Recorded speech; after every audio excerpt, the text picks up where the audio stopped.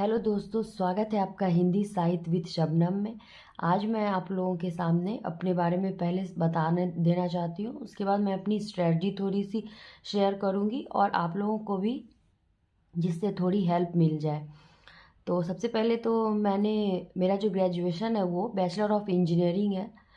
और हिंदी साहित्य में मुझे बचपन से ही हिंदी कविता में बहुत रुचि थी, जिस वजह से मैंने एक बहुत लंबे गैप के बाद 8-9 ईयर्स के गैप के बाद मैंने इग्नू से हिंदी लिटरेचर में पीजी किया है। जून 2024 में मेरा पीजी कंप्लीट हुआ और दिसंबर 2024 के यूजीसी नेट एग्जामिनेशन में मुझे मेरे 98.7 परसेंटाइल बने थे।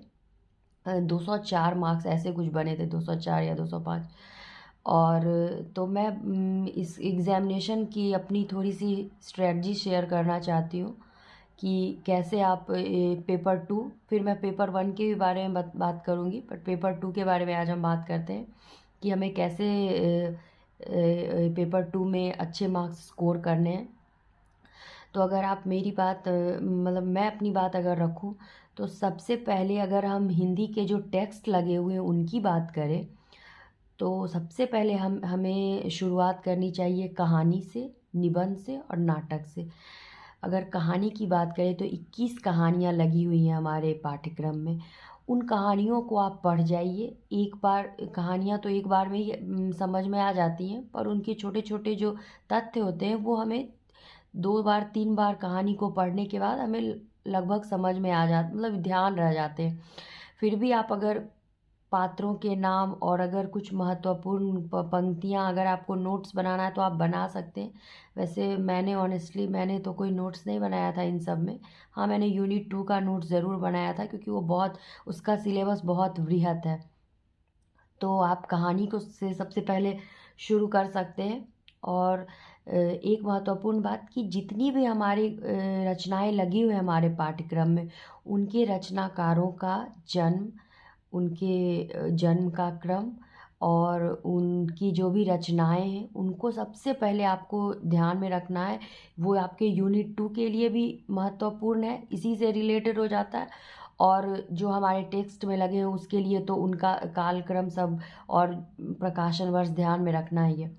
तो अगर आप कहानी से शुरू करते हैं तो कहानी आप सबसे पहले इजीली कर लेंगे। और जैसा कि कहानी में पात्रों के नाम पूछे जा रहे हैं आजकल, पात्रों से तो प्रश्न हमेशा आते ही हैं, पात्र और कथन। उसके बाद आप उसका पीवाईक्यू कर लीजिए, कहानी का पीवाईक्यू, तो आपको एक आइडिया आ जाएगा। उसके बाद अगर हम नाटक की बात करें तो नाटक में बस प्रसाद के नाटक चंद्रगुप्त और स्कंदगुप्त ये थोड़ा पढ़ने में शुरू में इंसान को थोड़ी सी मुश्किल आती है। बट वैसे नाटक भी और भी बहुत सारे नाटक जो कि छोटे छोटे हैं और मतलब एक आगरा बाजार को छोड़ दीजिए तो लगभग नाटक सब अच्छे हैं। तो उनको आप नाटक और निबंध, इन तीनों को सबसे पहले आप इन पे अपनी पकड़ बना सकते हैं और ईजिली आप इसको प्रिपेयर कर सकते हैं। तो निबंध, नाटक और कहानी, इन तीनों को हमें पहले अच्छे से पढ़ना है। उनके जो रचनाकार हैं उनके जन्म कालक्रम को ध्यान में रखना है, और उससे ताकि हमारे कथन के भी प्रश्न गलत ना हो। उसके बाद लेकिन हाँ, आजकल जिस तरह से प्रश्न आ रहे हैं, तो जो भी हमारी रचनाएं उनके बीच से प्रश्न आते हैं, तो जिसके कारण क्या है कि आपको उन रचनाओं को पढ़ना ही होगा। पर हाँ, जैसे उपन्यास है तो हम सारे उपन्यास को नहीं पढ़ सकते, सारे उपन्यास पढ़ना पॉसिबल नहीं है। जैसे मैंने ज़िंदगी नामा उपन्यास नहीं पढ़ा था, मुझे उपन्यास पढ़ना अच्छा लगता है तो मैंने ऑलमोस्ट सारे उपन्यास पढ़ डाले थे, लेकिन ज़िंदगी नामा उपन्यास मैंने नहीं पढ़ा था। लेकिन अगर मैं बोलूँ तो सबसे पहले आप गोदान को पढ़िए, क्योंकि गोदान से कथन हर बार परीक्षा में देखने को मिलते हैं। तो आप इन तीनों को सबसे पहले अगर चाहे तो इन तीनों को ख़त्म कर लीजिए, या फिर पैरेलली आप उपन्यास को पढ़ते जाइए, क्योंकि उपन्यास ऐसा है कि आप 10-15 दिन में उसे ख़त्म नहीं कर सकते। बहुत उपन्यास में का सिलेबस भी ज़्यादा होता है। तो जैसे कि आप गोदान से शुरू कर सकते हैं, प्रेमचंद का उपन्यास, जिसे जो तो हर हिंदी साहित्य प्रेमी को वैसे भी पढ़ना चाहिए, और उससे कथन के प्रश्न हर बार देखने को मिलते हैं। सबसे पहले अगर आप सारे उपन्यास को नहीं भी पढ़ते हैं तो उसकी भूमिका और उनके पात्र, अगर आप इन पर भी अपनी पकड़ कर लेते हैं तो आप उपन्यास के कुछ प्रश्न तो आप कर ही ले जाइएगा, अगर आप कथन के प्रश्न को छोड़ दीजिए तो भी। लेकिन आप कथन को इग्नोर हमें नहीं करना है। तो हमें सबसे पहले गोदान उपन्यास को पढ़ना है। उसके बाद और जो भी उपन्यास लगे हुए हैं, जैसे अगर आप 2-3 उपन्यास को छोड़ भी मान लीजिए दे रहे हैं, सारे उपन्यास को नहीं पढ़ पा रहे हैं तो कुछ उपन्यास, लेकिन मैला आंचल को पढ़ना है। मैला आंचल की भूमिका भी बहुत महत्वपूर्ण है। उसके बाद परीक्षा गुरु के प्रकरण बहुत महत्वपूर्ण है, क्योंकि अब तो शुरू के प्रकरण आ चुके हैं तो आपको सारे प्रकरण को ध्यान में रखना है। देवरानी जेठानी की कहानी के भी महत्वपूर्ण है, इसको भी हमें इग्नोर हम नहीं कर सकते।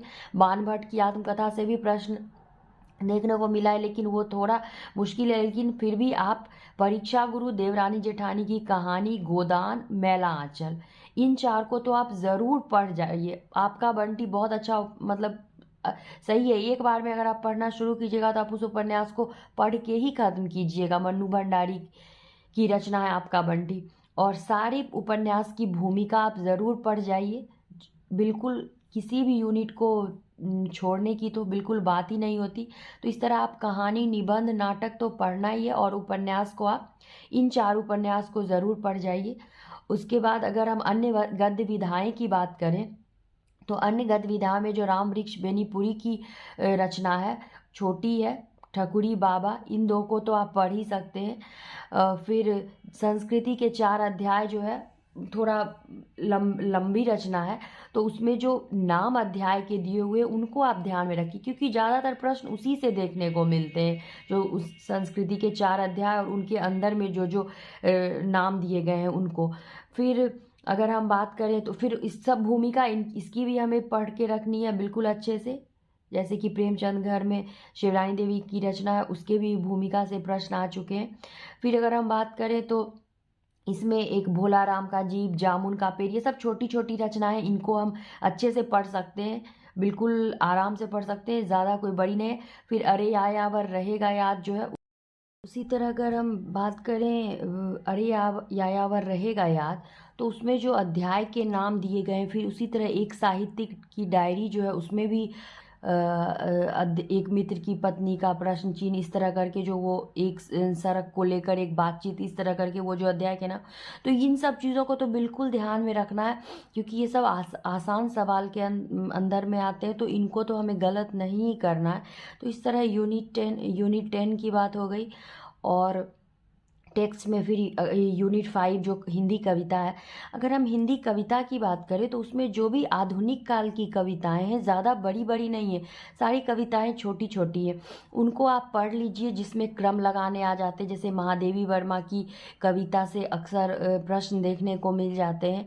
उसके बाद प्रसाद की जो कामायनी की जो उसमें सर्ग से वो क्रम में लगाने के लिए जो भी आ जाता है कामायनी के सर्ग को। उसके बाद महत्वपूर्ण पंक्तियाँ जो है कामायनी और आंसू 2 ही लगे हुए हैं प्रसाद के। उसके बाद ये है फिर महादेवी वर्मा की कविता, फिर निराला की कविता से राम की शक्ति पूजा, जो आधुनिक काल की कविताएं आप आराम से उनको आप पढ़ लो, छोटे छोटे जो कविताएं, और उससे उनके लाइंस को ध्यान में रखना चाहिए, क्योंकि फिर उससे क्रम लगाने आ जाते हैं। फिर जहाँ तक अगर हम रचनाकार हैं उनके कालक्रम को ध्यान में रखना है, उनकी और रचनाएं ध्यान में रखनी है। लेकिन कविता के लिए सबसे पहले आधुनिक काल की कविताएं आप ख़त्म कीजिए। उसके बाद जो शुक्ल के बुक में लगी हुई है, कबीर के दोहे लगे हुए हैं, या फिर और भी जो जो भी पंक्तियाँ कविता की हमारे पाठ्यक्रम में और वो शुक्ल के बुक में लगी मतलब दी हुई हैं, तो वो इम्पॉर्टेंट है, उनको आप पढ़ जाओ। लेकिन अगर हम आधुनिक काल की बात करें तो आधुनिक काल की कविताओं से प्रश्न देखने को हमें मिलते हैं। और इस तरह से आप यूनिट 5 पे भी काम कर सकते हो। और वीडियो ज़्यादा लंबी हो रही है, तो मैं आगे यूनिट 2 के पेपर 2 के पे और अगला वीडियो लेके आऊँगी। धन्यवाद।